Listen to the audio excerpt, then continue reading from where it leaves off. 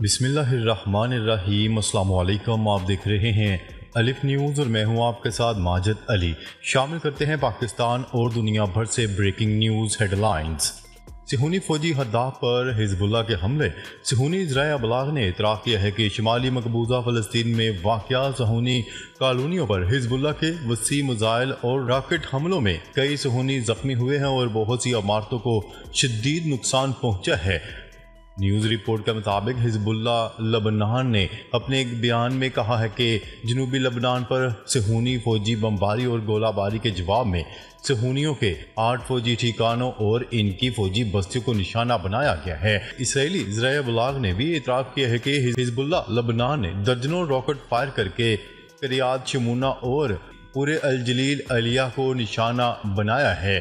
ان ذرائع ابلاغ کے مطابق حزب اللہ کے راکٹ حملوں کے بعد کفر سولد اور الجلیل علیہ میں کئی مقامات پر آگ لگ گئی۔ ادھر صہیونی حکومت کی فضائیہ کے سابق کمانڈر جنرل یفترون تال نے کہا ہے کہ ہم الجلیل کو گنوا رہے ہیں اور قریات شمونہ میں حالات ناقابل تحمل ہیں اور یہ پورا علاقہ خالی اور جنگ زدہ ہے۔ خبر کے اگلے حصے میں بات کرتے ہیں اسرائیلی فوج کی بمباری۔ اسرائیل کی جانب سے غزہ کے مختلف علاقوں پر فضائی اور زمینی حملوں کا سلسلہ جاری ہے۔ صہیونی فوج کی تازہ ترین کارروائیوں میں گزشتہ 24 گھنٹوں کے دوران مزید 34 فلسطینی شہید ہو گئے۔ عرب میڈیا کی رپورٹ کے مطابق اسرائیلی فوج کی جانب سے غزہ میں دیر البالہ سمیت مختلف علاقوں میں فضائی اور زمینی کارروائیاں کی گئیں، جس کے نتیجے میں گزشتہ 24 گھنٹوں کے دوران مزید 34 فلسطینی شہید ہو گئے۔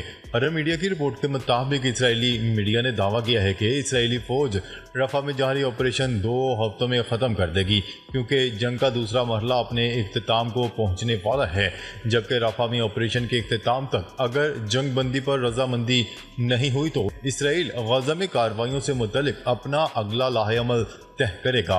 امریکہ نے غزہ میں امداد کی راہ میں رکاوٹ بننے والے اسرائیلی شہریوں پر پابندی لگا دی۔ جو بائیڈن انتظامیہ نے بتایا ہے کہ پابندی کی زد میں آنے والے اسرائیلی شہریوں کے گروپ پر امدادی ٹرکوں کو لوٹنے اور آگ لگانے کے بھی الزامات ہیں۔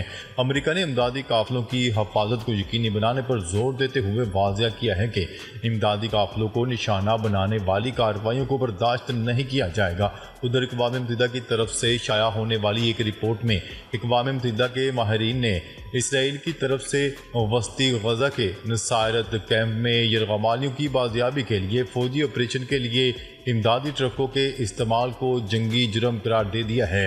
رپورٹ میں ماہرین نے اسرائیلی فوج کی مذمت کی ہے، جو کہ امریکہ کی طرف سے بنائے گئے عارضی سمندری بندرگاہ سے آنے والے انسانی امداد کے ٹرک میں چھپے ہوئے تھے۔ اس ٹرک کا مقصد انسانی امداد فراہم کرنا تھا۔ دوسری جانب ترک میڈیا نے دعویٰ کیا ہے کہ اسرائیلی فورسز نے مغربی کنارے میں بھی پناہ گزینوں کے ایک کیمپ پر دھاوا بولا۔ اس دوران 7 فلسطینیوں کو شہید کر دیا گیا اور 3 کو حراست میں لیا گیا ہے۔ غزہ کی وزارت صحت نے بتایا ہے کہ 7 اکتوبر 2023 سے شروع ہونے والی اس جنگ میں اب تک 37,000 سے زائد فلسطینی شہید ہو چکے ہیں، جس میں بڑی تعداد خواتین اور بچوں کی ہے۔ خبر کے اگلے حصے میں بات کرتے ہیں روسی صدر کی یوکرینی ہم منصبوں کو ایک بار پھر جنگ بندی کی مشروط دعوت۔ روسی صدر ولادیمیر پوٹن نے اپنے یوکرینی ہم منصب ولادیمیر زیلنسکی کو مذاکرات کی مشروط دعوت دے دی۔ روسی صدر ولادیمیر پوٹن نے دارالحکومت ماسکو میں روسی سفراء سے گفتگو کرتے ہوئے کہا ہے کہ یوکرینی صدر اگر بات چیت سے جنگ کا مسئلہ حل کرنا چاہتے ہیں تو نیٹو ممبرشپ کے دعوے سے دستبردار ہو جائیں۔ زیلنسکی مشرقی علاقے سے بھی فوج واپس بلا لے۔ ولادیمیر پوٹن نے مزید کہا ہے کہ ڈونیٹسک، لوگانسک، خیرسون اور زیپوریزیا سے مکمل فوجی انخلا ہی جنگ بندی کا باعث بن سکتا ہے۔ روس یوکرین میں جنگ صرف اسی صورت میں ختم کرے گا جب کیف اپنے نیٹو کے عزائم کو ختم کرے اور مغربی پابندیوں کو خاتمہ یقینی بنایا جائے۔ واضح ہے کہ روسی صدر کی جانب سے یوکرینی ہم منصب کو مذاکرات کی دعوت G7 ممالک کی جانب سے یوکرین کو قرض ڈیل دینے کے فیصلے کے بعد دی گئی ہے۔ G7 ممالک کے سربراہی اجلاس میں یوکرین کے صدر ولادیمیر زیلنسکی نے بھی مسلسل دوسرے سال شرکت کی۔ خبر کے اگلے حصے میں بات کرتے ہیں یوکرین نے روسی صدر ولادیمیر پوٹن کی جنگ بندی کی مشروط دعوت مسترد کر دی۔ تفصیلات کے مطابق روس کے صدر ولادیمیر پوٹن نے اپنے یوکرینی ہم منصب ولادیمیر زیلنسکی کو مذاکرات کی مشروط دعوت دیتے ہوئے کہا تھا کہ یوکرینی صدر اگر بات چیت سے جنگ کا مسئلہ حل کرنا چاہتے ہیں تو نیٹو ممبرشپ کے دعوے سے دستبردار ہو اور مشرقی علاقے سے فوجیں واپس بلا لے۔ دوسری جانب یوکرین نے روسی صدر کی جانب سے پیش کردہ امن مذاکرات کی دعوت مسترد کرتے ہوئے کہا ہے کہ روس کی تجاویز اہمیت کی حامل نہیں۔ ولادیمیر پوٹن حقیقت کا جائزہ لینے سے انکاری ہے۔ روسی قیادت جانتی ہے کہ یوکرین یہ تجویز قبول نہیں کرے گا۔ مشرقی علاقے سے یوکرینی فوج کا انخلا ممکن نہیں۔ یوکرین اپنے علاقے کبھی روس کے حوالے نہیں کرے گا۔ واضح ہے کہ روسی صدر کی جانب سے یوکرینی ہم منصب کو مذاکرات کی دعوت G7 ممالک کی جانب سے یوکرین کو قرض ڈیل دینے کے فیصلے کے بعد دی گئی ہے۔ خبر کے اگلے حصے میں بات کرتے ہیں G7 رہنماؤں نے غزہ جنگ بندی کی جو بائیڈن کی تجویز کی حمایت کر دی۔ گروپ 7 کے رہنماؤں نے بین الاقوامی قانونی جواز کے ٹرمز آف ریفرنس اور فیصلوں کے مطابق دو ریاستی حل کے لیے اپنے پختہ عزم کا اعادہ کیا۔ یہ بات بولیویا شہر میں منعقد گروپ آف 7 کے سربراہی اجلاس کے مسودے کے حتمی بیان میں سامنے آئے ہے۔ گروپ آف 7 کے رہنماؤں نے غزہ میں جنگ بندی اور قیدیوں کی رہائی کے لیے امریکی تجویز کی حمایت کا اعلان بھی کیا۔ G7 نے مزید کہا ہے کہ یوکرین کو $50 بلین کے قرض کی تکنیکی تفصیلات کو آنے والے ہفتوں میں حتمی شکل دے دی جائے گی۔ جمعرات کو اٹلی نے یورپی پارلیمان کے انتخابات کے تناظر میں 7 صنعتی ممالک کے گروپ کی سربراہی اجلاس کی میزبانی کی۔ خبر کے اگلے حصے میں بات کرتے ہیں حماس کے اعلیٰ عہدیدار کا کہنا ہے کہ قیدیوں کے تبادلے سے متعلق منصفانہ معاہدے پر مذاکرات کو تیار ہیں۔ عرب میڈیا کی رپورٹ کے مطابق فلسطینی مزاحمتی تحریک حماس کے ایک اعلیٰ عہدیدار نے امریکی نشریاتی ادارے کو ایک انٹرویو میں کہا کہ تنظیم کے پاس موجود 120 اسرائیلی یرغمالیوں کی قسمت کے بارے میں کسی کو کچھ معلوم نہیں۔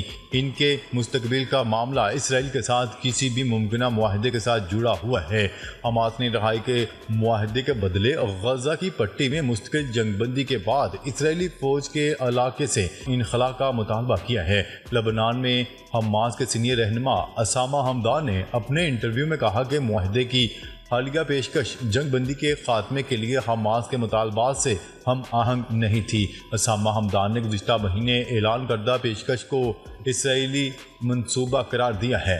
حماس بقول اسامہ حمدان جنگ بندی کے بارے میں واضح اسرائیلی موقف چاہتی ہے، نیز غزہ سے مکمل انخلا کے بعد فلسطینیوں کو اپنے مستقبل کا فیصلہ کرنے کا اختیار بھی حماس کے مطالبے میں شامل ہے۔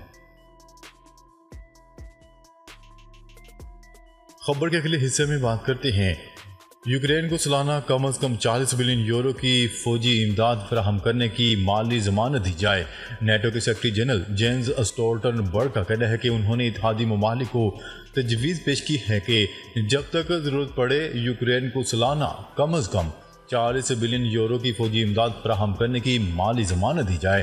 اسٹولٹنبرگ نے بیلجیم دارالحکومت برسلز میں نیٹو کے وزراء دفاع کے اجلاس کے سلسلے میں پہلے دن کی نشست کے اختتام پر پریس کو ایک بیان دیا ہے، یہ بتاتے ہوئے کہ مرکزی ایجنڈا یوکرین کی حمایت کرنا ہے۔ اسٹولٹنبرگ نے اس بات پر زور دیا کہ اس ملک کی تقریباً تمام تر فوجی امداد نیٹو کے اتحادیوں کی طرف سے فراہم کی گئی ہے اور یہ نیا منصوبہ اس امداد کو ٹھوس بنیادوں پر کھڑا کرے گا اور ہمیں دوربینی کا موقع فراہم کرے گا۔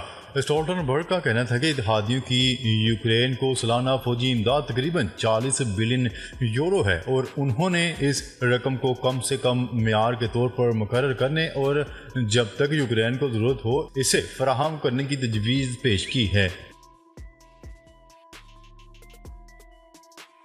خبر کے اگلے حصے میں بات کرتے ہیں سکھ رہنما کے قتل کی بھارتی سازش، امریکی صدر کا اہم فیصلہ۔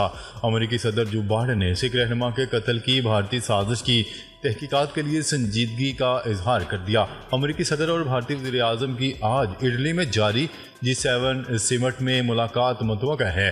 امریکی قومی سلامتی کے مشیر جیک سیلون نے میڈیا سے گفتگو میں تصدیق کی ہے کہ امریکی صدر جو بائیڈن مودی کے سامنے بھارتی قاتلانہ سازش کا معاملہ اٹھائیں گے۔ G7 نے جیک سیلون نے کہا کہ دونوں رہنماؤں کی گفتگو میں سکھ رہنما کے قتل کی سازش پر بات ہوگی۔ اس سے قبل امریکی صدر بھارتی سازش بے نقاب ہونے پر گزشتہ سال نئی دہلی کا دورہ منسوخ کر دیا تھا۔ دوسری جانب امریکہ نے روس پر پابندیوں کا دائرہ وسیع کر دیا اور روس کو سیمی کنڈکٹرز بیچنے والی چین میں قائم کمپنیوں پر بھی پابندیاں عائد کر دی ہیں۔ ناظرین، اب تک کے لیے اتنا ہی۔ مزید خبریں لے کر بہت جلد آپ کی خدمت میں حاضر ہوں گے۔ تب تک کے لیے اپنا خیال رکھیے گا۔ اللہ نگہبان۔